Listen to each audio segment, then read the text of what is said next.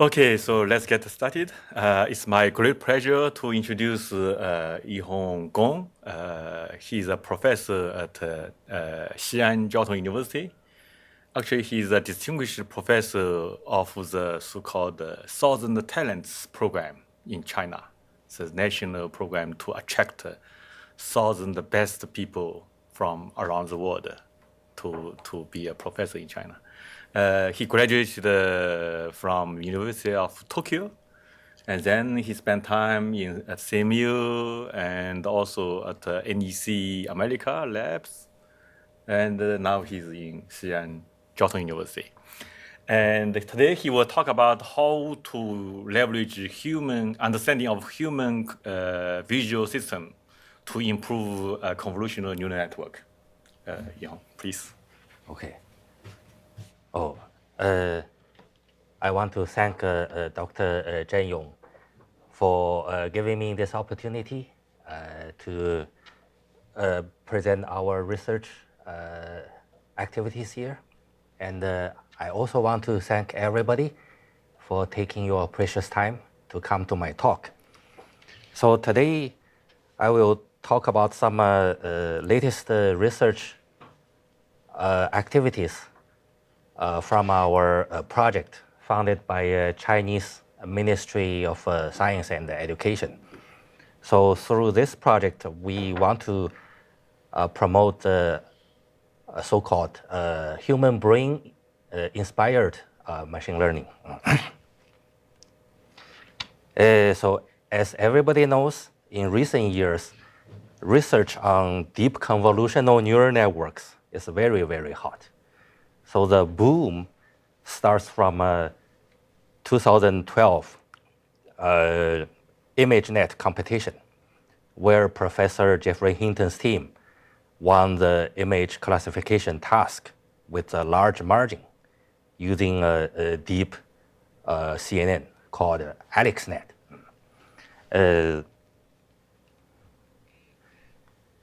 This table shows image classification scores of top 4 teams at the 2012 ImageNet contest. So the number 2 to number 4 teams all used handcraft features and the traditional machine learning methods. And they have got very similar performance scores. And so Jeffrey Hinton's team is the only one who used the deep CNN model and won the competition with more than 10% margin. Since then, the performance gap between DCNNs and the traditional machine learning methods keeps widening. So these days, traditional machine learning approaches can no longer compete with the DCNN-based methods. And nowadays, no one can win the ImageNet contest without using the DCNN-based methods. Actually, I don't know if it's a good thing or bad thing. So when you go to computer vision conferences like CVPR, ECCV, or ICCV, a majority of papers are related to deep CNN methods. And it seems to me many paper reviewers no longer care about the novel approaches or innovative ideas. They only care about if you can beat the state-of-art performances of the latest CNN models.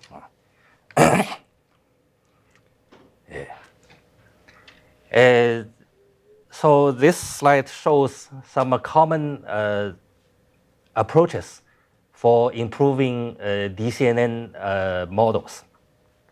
Because of a time constraint, so I will only talk about the first bullet. So increase CNN performances by increasing the network complexities. This table lists a few state-of-art DCNN models.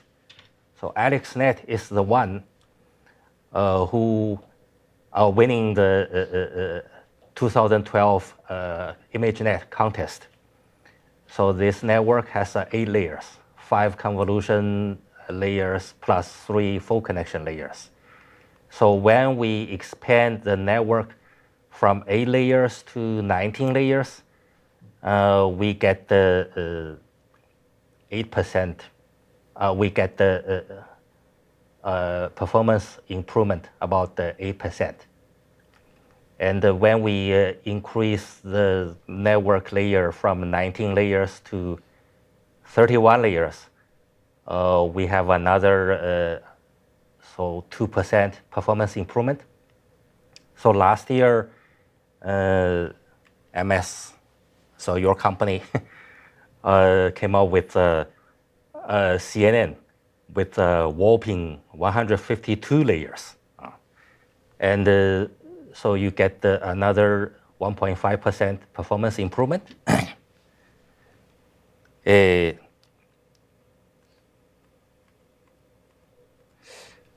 So I want to talk about the problems of existing approaches. So I believe, improving DCNN performance accuracies by increasing its complexity is almost saturated. So if you look at these numbers, it's very clear. So AlexNet has 8 layers, and it achieved top 5 error rate of 15.3%. And when you increase number of layers from 8 to 31, you get the top 5 error rate of 5.82%. So about 7% performance improvement. But when you increase the layers, network layers from 31 to 152 layers, you only get the performance improvement about 1.5%, right? So the cost of performance is very low, almost saturated. And also, So you should not look at the absolute decrease in terms of error. You should look at relative improvement. Yeah, the people say that. But so when you apply the CNN models for image classification, actually the absolute number makes a bigger sense, right? So it tells you with say 100 test images, how many images you may get the wrong classification, right? And so when you use very deep CNN models, actually there are more and more problems. So first, it became more and more difficult to train. And in order to let the model to converge to a good model, usually active interventions and many engineering tricks are needed during the training process. You cannot just have end-to-end training. And, and also, to train a very deep CNN model, usually you cannot do the task with a single GPU machine. In many cases, CPU and the GPU clusters with the complex distributed computing platforms are required. So if this trend continues, R&D on CNN will soon become the privilege of a few large internet companies. Probably only Google, Yahoo, Microsoft can afford this kind of research. Small research groups like us can no longer do research in this area, right? And also, a large range of applications will be out of reach with such a complex CNN models, right? And actually, recently I talked to several professors in machine learning areas, and people just say, in recent years, the academic standard of computer vision conference dropped a lot, because a large number of papers are related to DCNN models. So what they are doing is they just improve the performance accuracies by tuning many parameters of CNN models. So you use a 15-layer network, I use a 50-layer network. You use, say, 256 feature maps in certain layer. I use 512 feature maps in certain layers. So, if you just keep doing things by tuning many parameters, I think, the high school students or college students will do a better job than the professors, right? So I really don't think this is a good trend. And yeah, so this slide makes some comparison between human brain and computers. So I know, it is hard to have a apple-to-apple comparison between human brains and computers. But with these comparisons, I just want to highlight some huge differences between the human brains and computers. And so we assume the use of Microsoft ResNet or CNNs with similar complexities. So here, according to human brain research, human brain consumes less than 30 watts of power. But if you want to train ResNet with 152 layers, at least you need 2 GPUs, right? And one GPU consumes 250 watt. So with to train the ResNet, at least you need to consume more than 500 watt. And the number of layers for the human visual system is less than 10 layers. And the ResNet has 152 layers.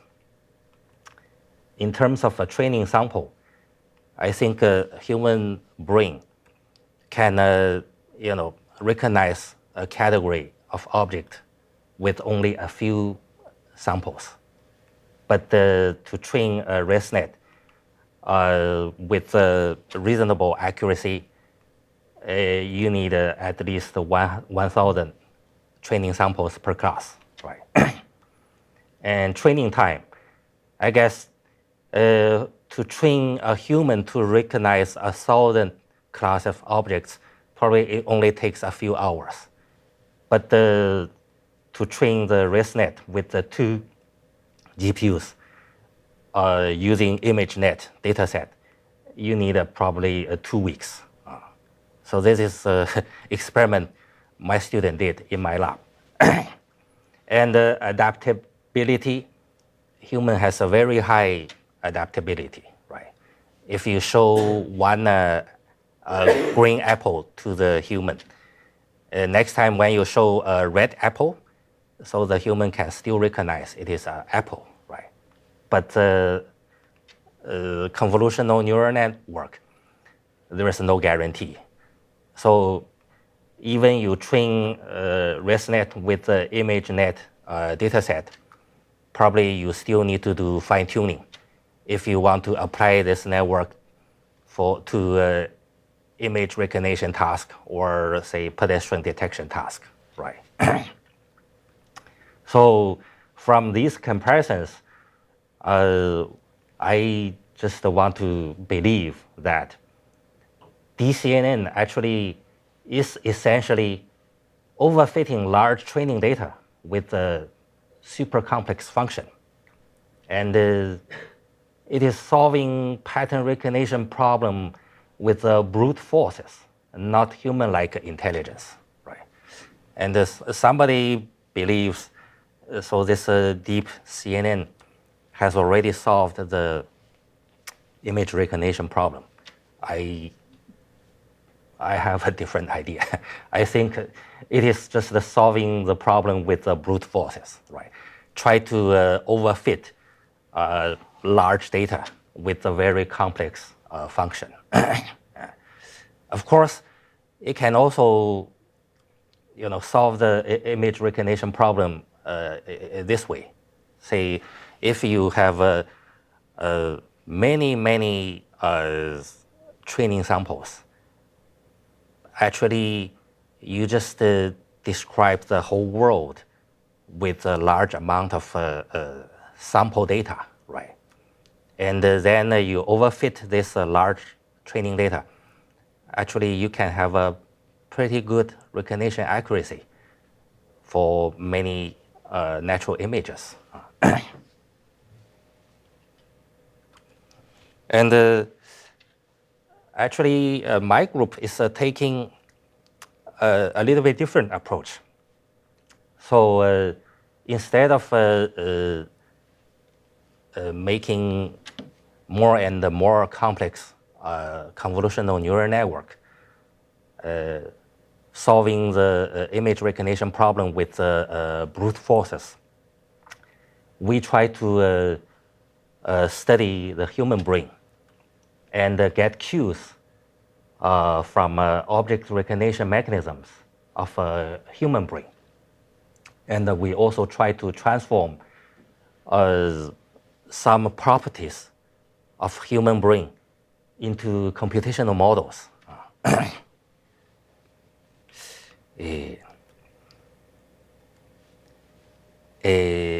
Does everybody in this room familiar with image recognition mechanism of a human brain? No? Okay. Let me give some brief introduction of a human visual system. Actually, a human visual system consists of two streams, ventral stream and dorsal stream. So ventral stream starts from the back of the brain and goes along the side of the brain. And it is believed that this ventral stream is in charge of recognizing color, shape, and the category of a visual stimulus. So we call this ventral stream a recognition stream. Right? And the dorsal stream also starts from the back of the brain and goes along the top of the human brain. It recognizes a motion, depth, position of a visual stimulus. So we call it dorsal stream is responsible for action. Actually, I don't know why. Enormous amount of research activities have been devoted to the human ventral stream. So now we know much more about the ventral stream than the dorsal stream. So this human ventral stream mainly consists of 4 layers.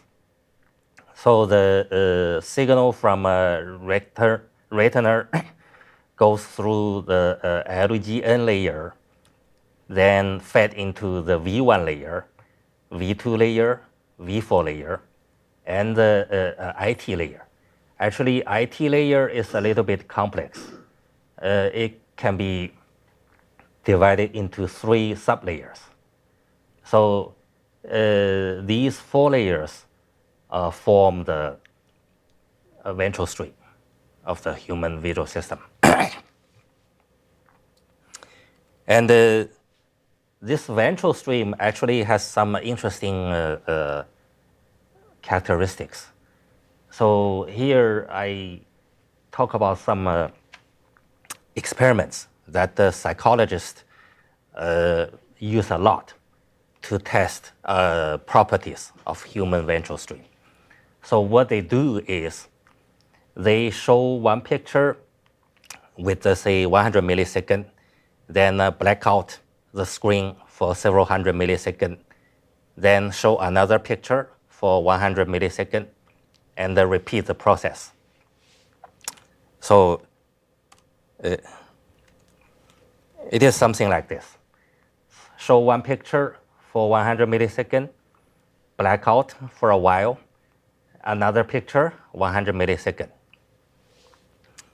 So by showing this kind of visual stimulus to human being, they discovered some interesting properties of a human visual channel.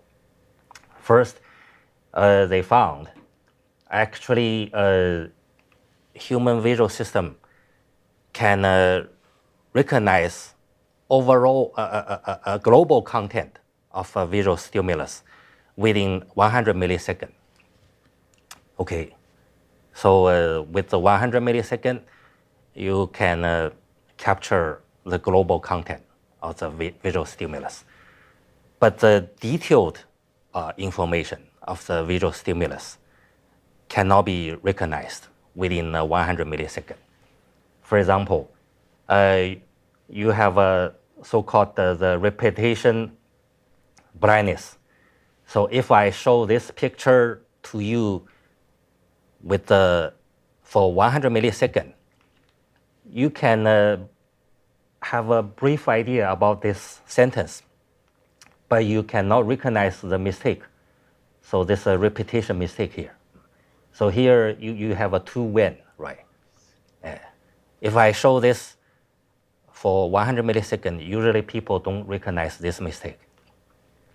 And if I show these two pictures, so with a sequential order, say show this for 100 milliseconds, blackout for a while, and show this for 100 milliseconds, then you cannot recognize the difference between these two pictures. And also, if I show this with a very short time period, you only recognize these big characters, and you don't recognize those small characters forming these big characters. So these experiments tells people, so within first 100 milliseconds, people can capture the global content of the visual stimulus, but the detailed information of the visual stimulus are all missing out. And here I want to ask, so these two pictures have one difference. Can you figure out where is that difference? Probably most people cannot figure out, right? You see this part? Oh. Yeah.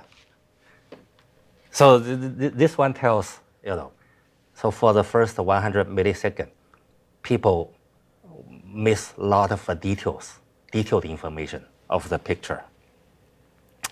And so why the human visual system has this kind of a property? So now there is a hypothesis which has been widely accepted by researchers in neuroscience and the psychology area. So people believe human visual system has two channels, so-called bottom-up and top-down recognition processes. So bottom-up process takes between 100 and 150 milliseconds. It recognizes the global content of the visual stimulus, such as object appearance and its category. But it doesn't recognize detailed information of human stimulus, the visual stimulus. So if this bottom-up process already satisfies your recognition task, then this process stops. But if you want to recognize detailed information of the visual stimulus, then this top-down process will be initiated. And this top-down process completes after 250 milliseconds. It recognizes details of the stimulus, such as color, shape, local characters of an object. So during this top-down process, it will move the eyeballs, change the focus points, and focus the attention, shift the attention to certain parts of the stimulus. All these kind of things will happen during the top-down process. And so the conclusion is a human visual system recognizes global contents before local ones. And when recognizing local contents, the ability to recognize global contents drops dramatically. So the 250 milliseconds is after the bottom-up process, right? Or yes. It's additional. Actually, between first 150 seconds, the bottom-up process completes. Yeah. Then after that, the top-down process happens. 250 milliseconds. Yes, yes. And so actually, right now, my group is trying to, develop a computational model to simulate this bottom-up and top-down process. I think this will be very useful for object detection of input image picture, right? For image classification, I think probably the bottom-up process will be good enough, right?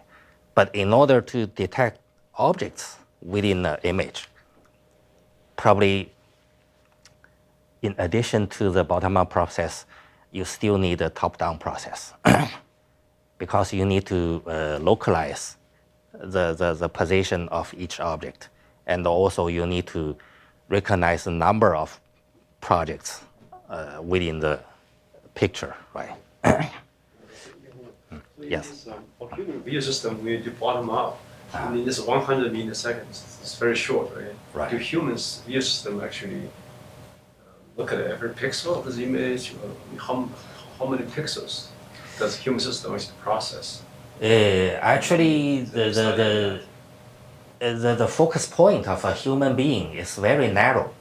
I heard it's probably the focus point is just 4 degrees from the center point of the eye. And basically, at the first glance, you only look at the center part of the picture. Then almost salient part of the picture, right? If you want to recognize the details of the picture, then you have to move your eyes, shift your focus point, right?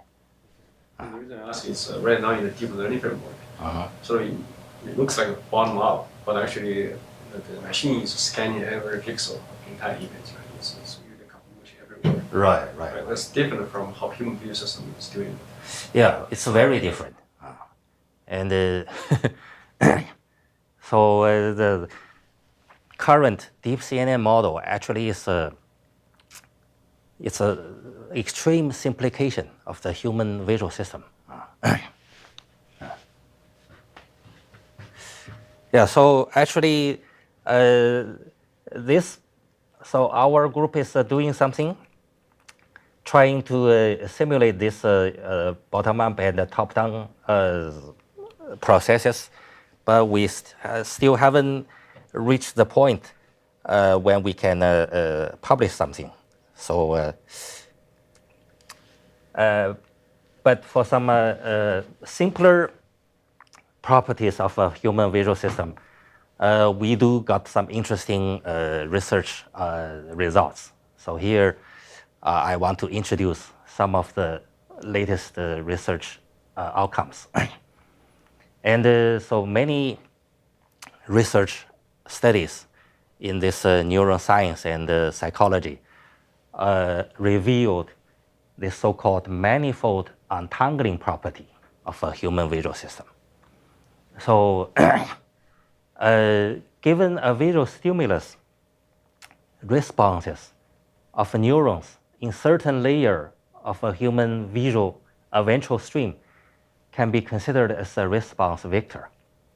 Say in a certain layer of the human visual system, you have n neurons. And given one visual stimulus, each neuron will have a response value, right? So you can use responses from all the neurons to form a vector. We call it the response vector. So by projecting all these response vectors into this high-dimensional feature space, you get the so-called object manifold, right? So when an object undergoes identity-preserving changes, such as changes in location, scale, view angle, etc., the response vectors also changes, right? And so if you project all these response vectors into a feature space, they form an object manifold in the feature space, right?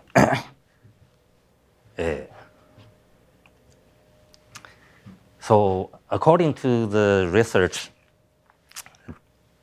studies from the neuroscience, at the lower layers of the human ventral stream, manifolds are curved and tangled together. Say this is a manifold corresponding to vehicle, and this is a manifold corresponding to airplane.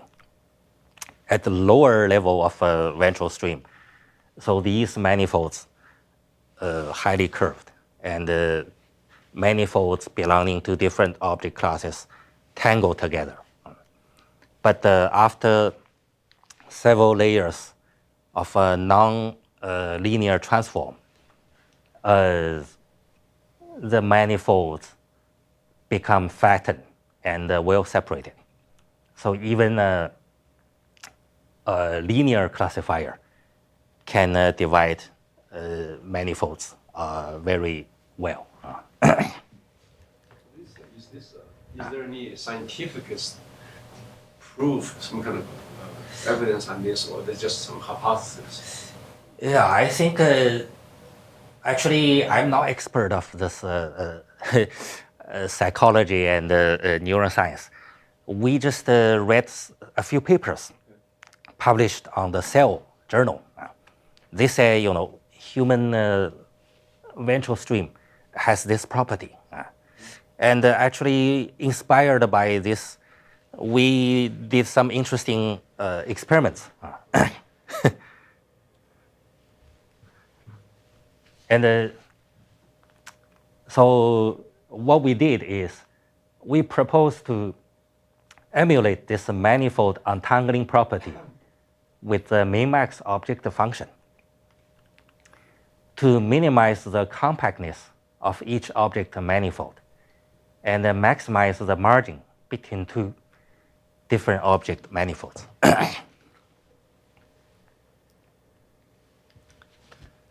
And the proposed min-max object is like this.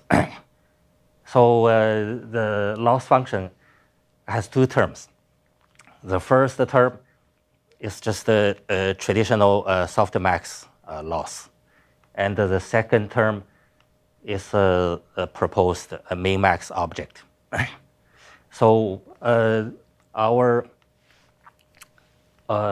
min-max object function is formed using two graphs.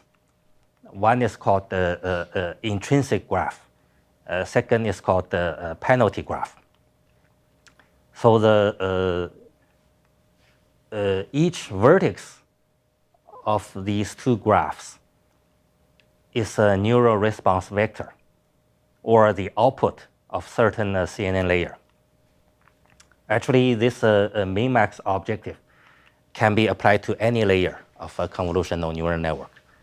And unlike this softmax loss, usually you only apply the loss function to the output layer, right?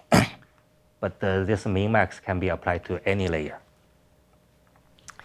So this intrinsic graph measures the within manifold compactness with the affinity matrix G bracket I defined by this equation. And the penalty graph measures between manifold margin with the affinity matrix G bracket P defined by this equation.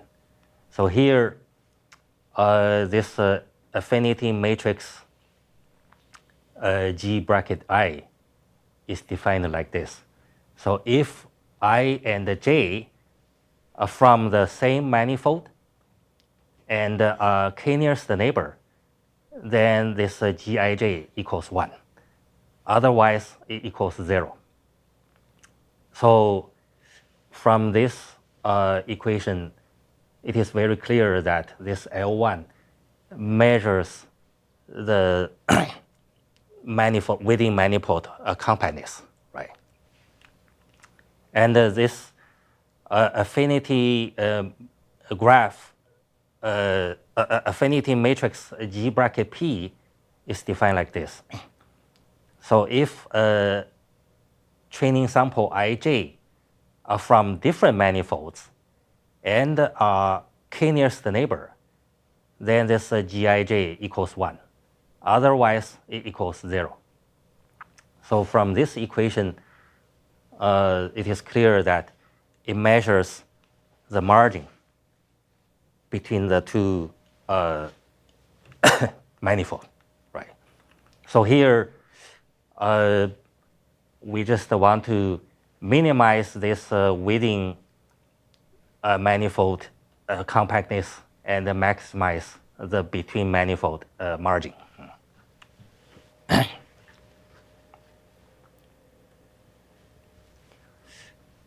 And yeah, so any loss function must be differentiable to be trained with the BP algorithm, right? So actually, this equation can also be easily differentiated. And I just skipped the derivation of the gradient. And as I mentioned, this min-max objective can be applied to any layer of a CNN. So it works like this. So softmax loss usually applies to the output layer, right? Then you get the gradient of the loss function and back propagate to the lower layers. So if we apply the min-max objective to layer K of the CNN, then so at the layer K, the gradient from a softmax loss is combined with the gradient from this min-max objective and back propagated to the lower layers.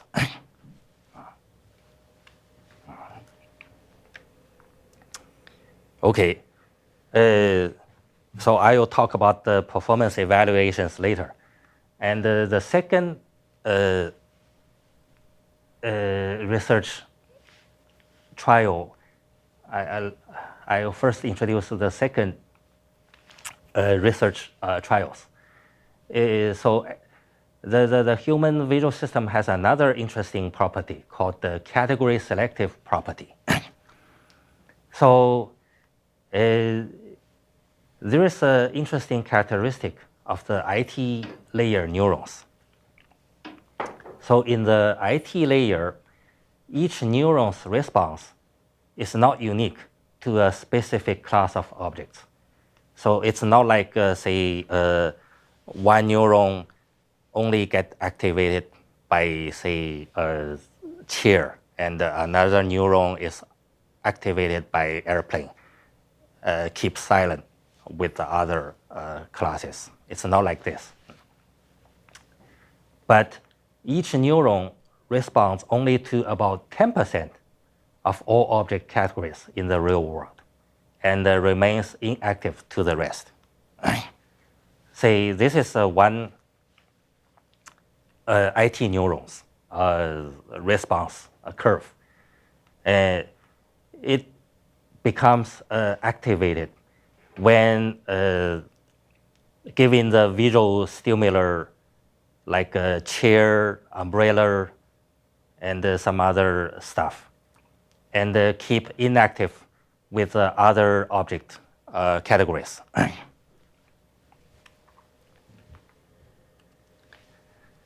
And inspired by this interesting property, we propose to emulate this category selective property using the so-called group sparsity object function.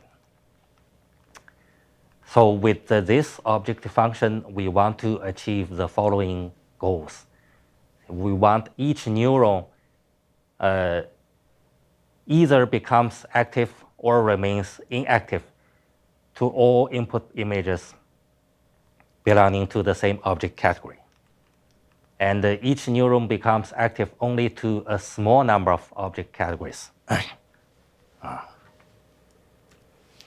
What we did is we proposed a new objective function like this. So the first term is the traditional softmax loss, and this is the group sparsity term. Here, A bracket M is a matrix representing layer M neuron responses. Say you have P neurons in this layer, and you have N training samples. Then this matrix A will have a P by N size. Okay, and what we did is for each neuron response, we group samples belonging to the same category together. Say if sample 1 and 2 belong to the same object category, then we group these two responses together to form one group. And also say sample n minus 1 and sample n belong to the same object category, then we group these two responses into one group. And the group sparsity will do things like this. So you either set each group to a zero group or to a non-zero group, right? And you will only leave very few groups as a non-zero groups, and the rest of the groups all become a zero group. And by doing so, basically we achieve these two objectives, right? So this grouping, regrouping, does this happen during training? Every iteration you have to regroup them? Actually, so you just train the network with a mini batch, right? Say you have 125 images for each mini batch, or 256 images to form one mini batch. And within this mini batch, usually you have several images belonging to the same category, right? Then you form these images into one group. Then you do this group sparsity.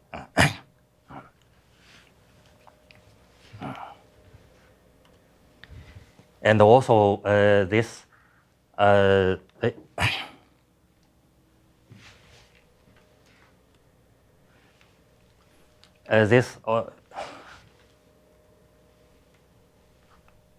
this object function can be differentiated. And the gradient of this term can be derived like this.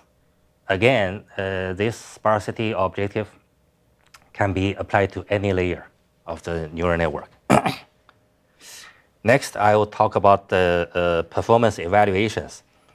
We use 3 benchmark data sets, ffto, ff100, and SVHN data set. So these data sets are very popular in the machine learning communities. They have so the data sets has about 50,000 sample images, and each main image has only 32 by 32 resolution. So the data size is much smaller than the ImageNet. So probably only takes 1 or 2 days to train the neural network. Unlike ImageNet, probably takes 1 week to train the network.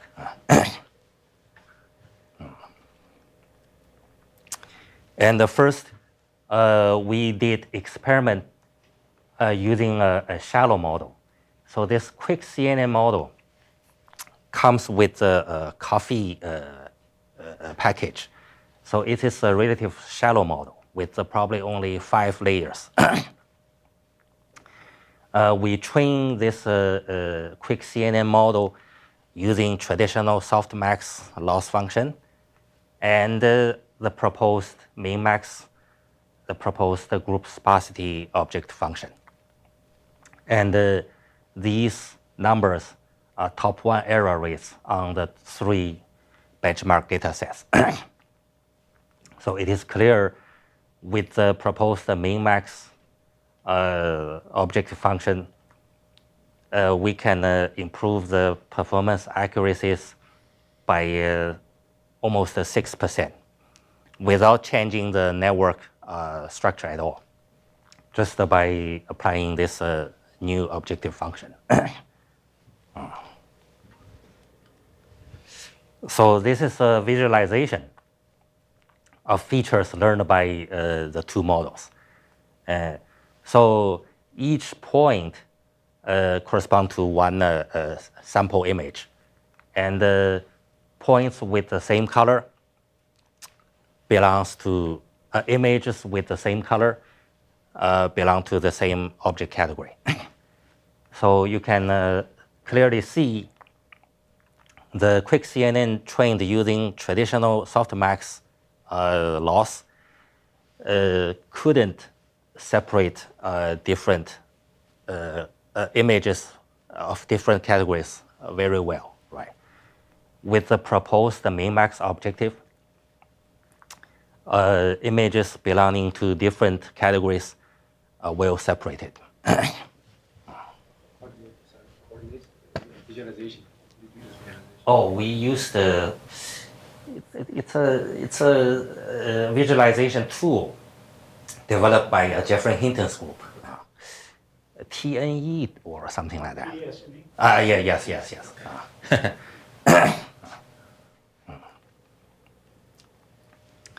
And also we did the comparisons with the deep models.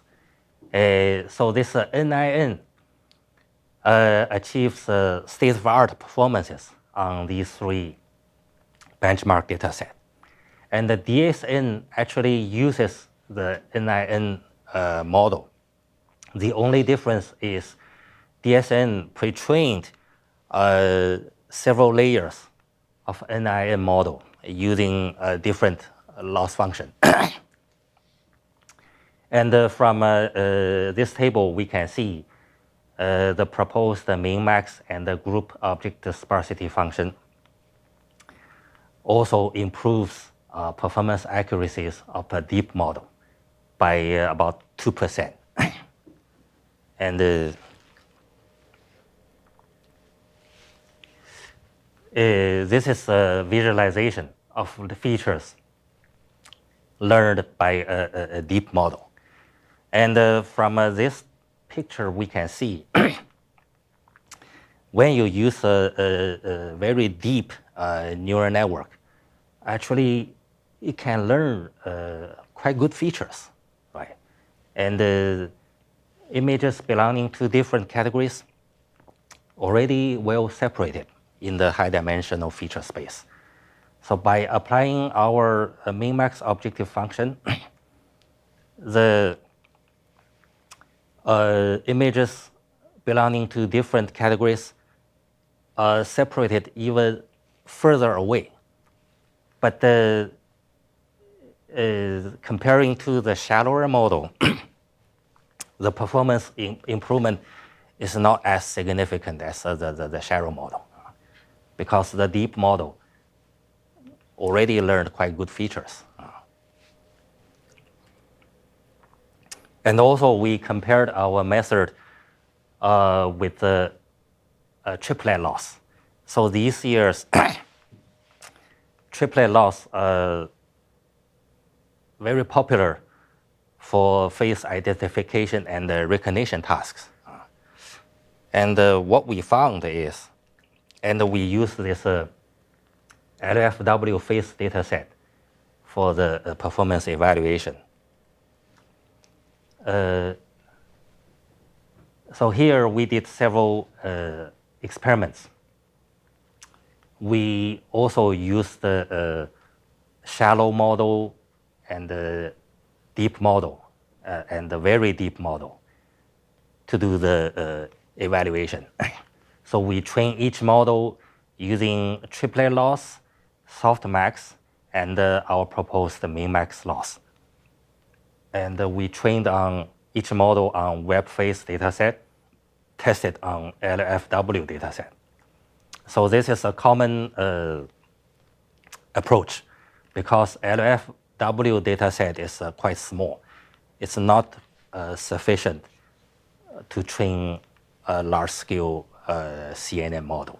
So basically, you need additional training data to train the model, and only use this LFW to do the testing. So from here, you can see when the training data is big enough, the triplet loss has no advantage at all.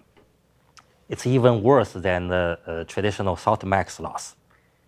And our proposed min-max loss get the best performance accuracies on both shallow model, deep model, and the very deep models. Okay. The last experiment done by our group. So, as I mentioned a moment ago, this human ventral stream consists of 4 main layers, right?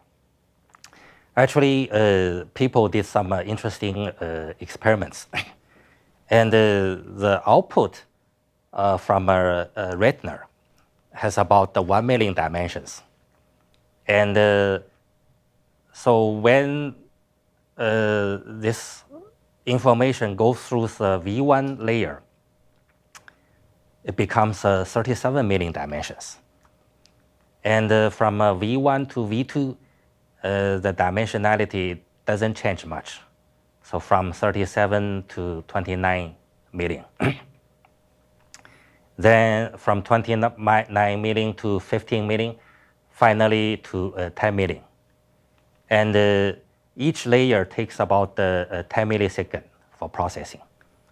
And this IT layer has 3 sublayers. So it takes about 30 milliseconds for processing. Although nobody knows what is the internal representation of each layer and what each layer is doing for the processing.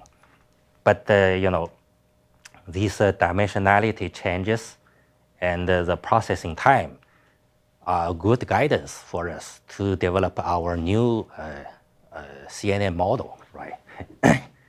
So by using these characteristics, we designed our own CNN model. it consists of 4 layers, and the dimensionality change of each layer follows the human visual channel. And also the complexity if each layer is proportional to this whole human visual channel. And so this is a performance evaluation. So we list 5 models in this table. And as I mentioned, this NIN is a deep model. It consists of probably more than 10 layers. Our new CNN model only has 4 layers. And it has better performance accuracies than this NIN model. But it's a little bit worse than this NIN trained by the proposed min-max loss function. But even though the layers you're using is smaller, Yeah. but the number of parameters is bigger. Number of parameters probably more than this NIN model. Right. Okay, so that's all for my presentation. And any question? Thank you. Thank you very much. Can you explain the difference between the min-max and the triplet loss again? Min-max and what? The triplet. A triplet loss. Yeah, actually, triplet loss is quite different. So basically, with this triplet loss, you group training samples into a large amount of triplets. And so this A, P, and N represent an anchor image, a positive sample, and a negative sample, respectively. Say, usually this A and P contains faces from the same person. And A and N contains faces from different people. So this triplet loss aims to pull the distance between A and P closer and push the A and N further. So this is, if you write the triplet loss in an equation, it will become like this. It's the same as the min-max, right? It's quite different. Actually, this triplet loss, with each iteration, it only look at the 3 pictures, right? It tries to pull A and P closer and push A and N further. So each time it only look at 3 pictures. So what we found is when you use the triplet loss, each time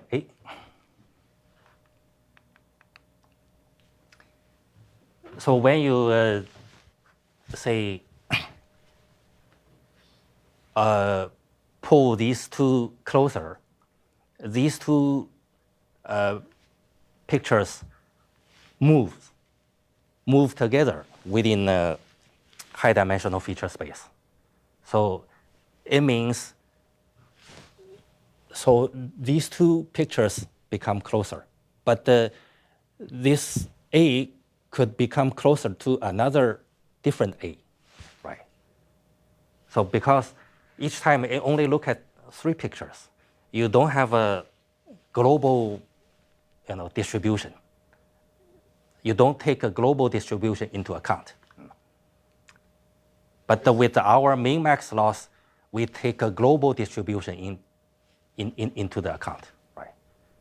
Do you think the number of tubules is, suppose you can afford to enumerate all the possible tubules, and that's going to just do the same thing as your. Yeah, so you have to look at the many, say, positive examples, many anchor examples together at the same time.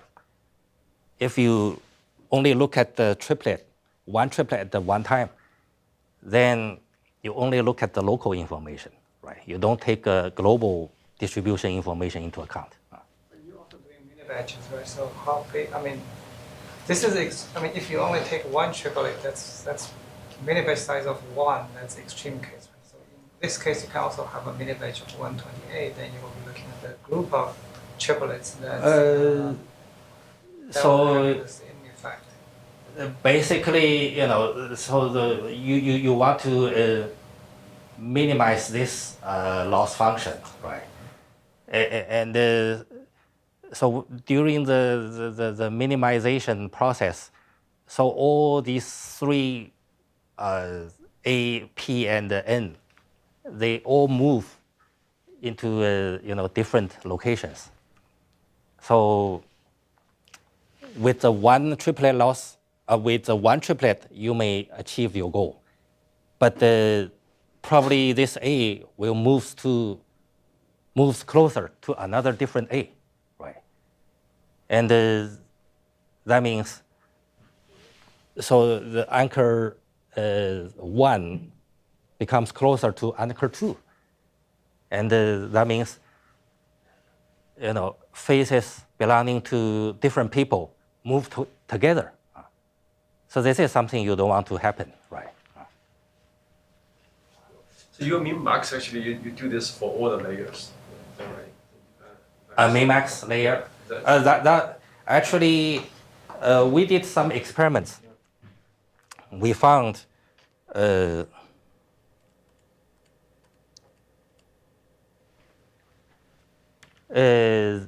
applying this min-max or sparsity objective to higher level of CNN model gives you better performance accuracies.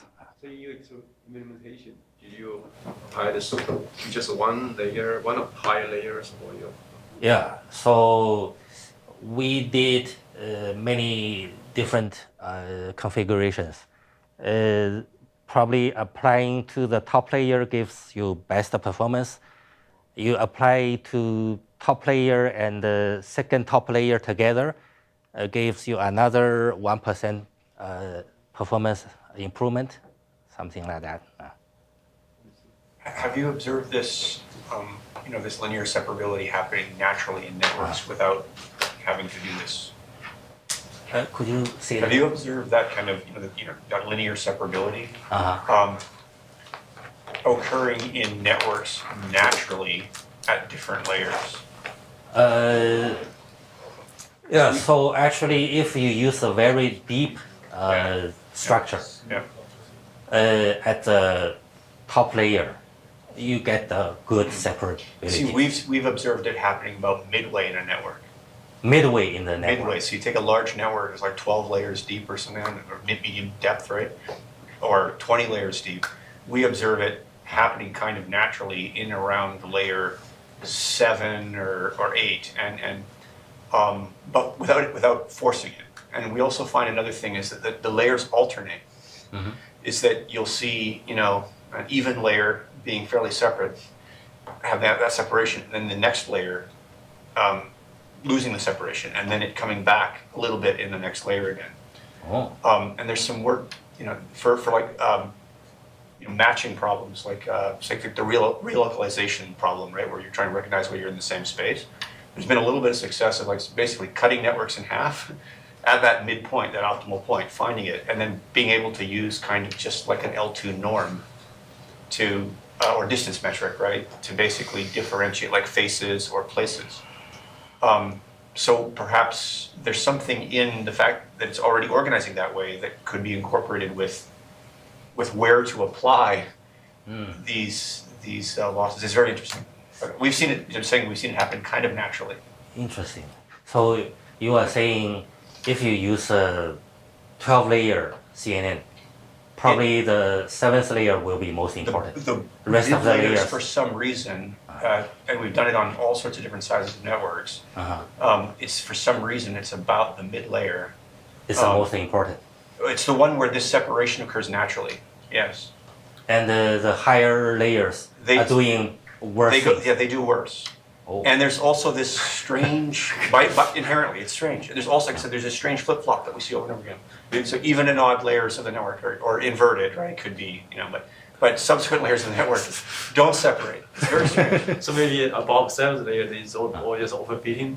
So we're doing. Well, I mean, I don't know why it's doing it, but clearly being able to do this is a super great thing for problems like face recognition, right? To be able to force them apart. Until now, we haven't been able to force them apart, but we have been able to rely on this natural kind of separation that is occurring. Interesting. Yeah, there are many things, phenomena that we cannot explain. Don't understand. Yeah. That's it. Okay. So do you have any theories about what's happening in the top-down activity of the stream? Because already there's this sort of, color, shape, recognition happening bottom-up. Your question is, Do you have a theory for what the top-down stream is doing? is doing? Yeah, is it filtering? Yeah, actually, the bottom-up stream, as I mentioned, actually the human focus area is very narrow, right? So at the first glance, you only look at the center part of the picture or the most salient part of the picture. Then you get the global impression of the picture, but you don't get the detailedness of the picture. But if you are satisfied with your recognition result, probably you just stop there. But most of the time, probably you want to get more detailed information of the picture. Then you simultaneously start moving your eyeballs and shift your focus point, right? So this process actually is controlled by the top-down process. The top-down process keeps changing your focus point, and by changing your focus point, it collects information from different part of the input stimulus and get the more detailed recognition result. You think like the top-down process uses the whatever recognition results you get from bottom-up as a prior. Yes, actually, so this different people are making different hypotheses. So according to one hypothesis, this top-down, bottom-up process first gave you how to say, probably a first guess, and this first guess will trigger certain memory of your human top layer. Then this memory probably will compare your bottom-up output. So if there is some error, some differences, then probably it will invoke the top-down process to further verify. So if this missing information can be found in your input stimulus, right? So it is also a kind of a verification process. It's reasonable, but there's no way to know for sure if that's actually how it works. Right. I guess for small images like object recognition, you don't need to. Right. For the small But image. if you have a big image, you have so many objects in the same image, you need to go down to verify. Right.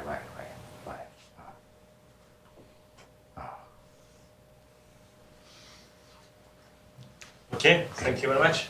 Thank you very much.